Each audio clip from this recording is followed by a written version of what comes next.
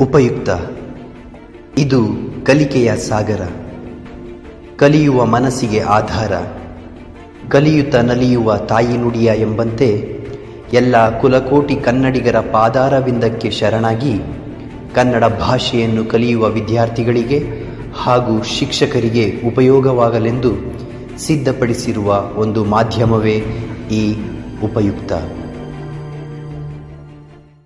ಪ್ರಬಂಧ ಪ್ರಾಚ್ಯ ಸ್ಮಾರಕಗಳ ಸಂರಕ್ಷಣೆ ಪೀಠಿಕೆ. ಮೊದಲನೆಯದಾಗಿ, ಐತಿಹಾಸಿಕ ಸ್ಮಾರಕಗಳ ಸಂರಕ್ಷಣೆಯ ಬಗ್ಗೆ ನಿಜವಾಗಿಯೂ ಕಾಳಜಿ ವಹಿಸುವ ಜನರ ಪಟ್ಟಿಯನ್ನು ಮಾಡಬೇಕು ಮತ್ತು ನಂತರ ಪಟ್ಟಿಯಲ್ಲಿರುವ ಎಲ್ಲ ಜನರು ಮತ್ತು ನೀವು ಸಣ್ಣ ಕೊಡುಗೆಗಳನ್ನು ಸೇರಿಸುವ ಮೂಲಕ ವಿವಿಧ ಐತಿಹಾಸಿಕ ಸ್ಮಾರಕಗಳ ಸಂರಕ್ಷಣೆಗಾಗಿ ಕೆಲಸ ಮಾಡುವ ಗುಂಪನ್ನು ರಚಿಸಬೇಕು.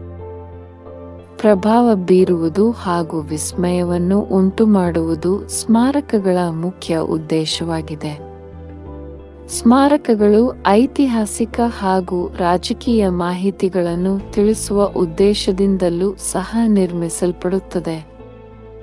ಸ್ಮಾರಕಗಳನ್ನು ಸಾವಿರಾರು ವರ್ಷಗಳಿಂದ ನಿರ್ಮಿಸಲಾಗುತ್ತಿವೆ.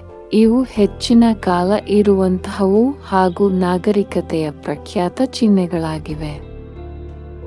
ಪ್ರಾಚೀನ ಸ್ಮಾರಕಗಳ ಸಂರಕ್ಷಣೆ ಕಾಯ್ದೆಯನ್ನು 18 ಮಾರ್ಚ್ 1904 ರಂದು ಬ್ರಿಟಿಷ್ ಭಾರತವು ಲಾರ್ಡ್ ಕರ್ಜನ್ ಕಾಲದಲ್ಲಿ ಅಂಗೀಕರಿಸಿತು.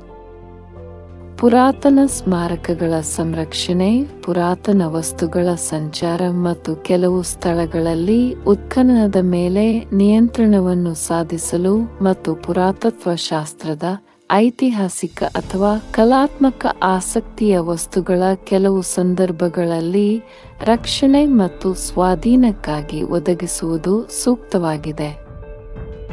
ವಿಷಯ ವಿವರಣೆ. ಭಾರತದ ಐತಿಹಾಸಿಕ ಸ್ಮಾರಕಗಳು ಭಾರತದ ಇತಿಹಾಸವನ್ನು ಪ್ರತಿಬಿಂಬಿಸುತ್ತವೆ ಮತ್ತು ಈ ಕಾರಣಕ್ಕಾಗಿ ಭಾರತ ಸರ್ಕಾರವು ತನ್ನ ಅತ್ಯುತ್ತಮ ಪುನಃಸ್ಥಾಪನೆ ಮತ್ತು ಸ್ಮಾರಕಗಳನ್ನು ವಿವಿಧ ಸಮಸ್ಯೆಗಳಿಂದ ಸಂರಕ್ಷಿಸಲು ಪ್ರಯತ್ನಿಸುತ್ತದೆ.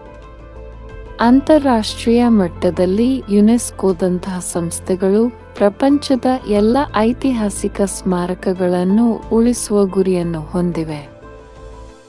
ಸ್ಮಾರಕಗಳು ನಮ್ಮ ದೇಶಕ್ಕೆ ಸಂಪತ್ತು ಮತ್ತು ಅವು ನಾಗರಿಕತೆಯ ಹೆಮ್ಮೆಯನ್ನು ಪ್ರತಿಬಿಂಬಿಸುತ್ತವೆ.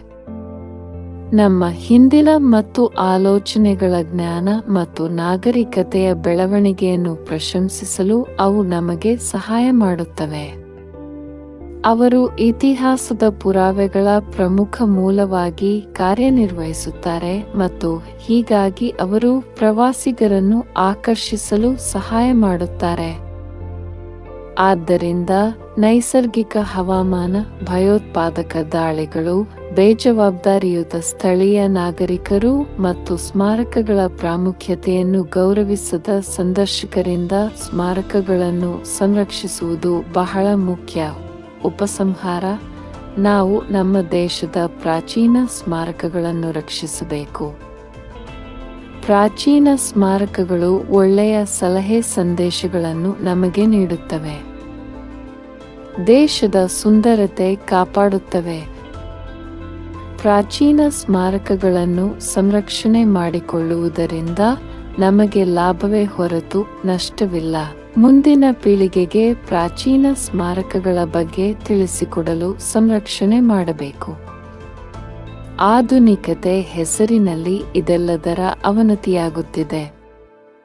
ಆದ್ದರಿಂದ ಇವುಗಳ ಸಂರಕ್ಷಣೆ ನಮ್ಮೆಲ್ಲರ ಆದ್ಯ ಕರ್ತವ್ಯ.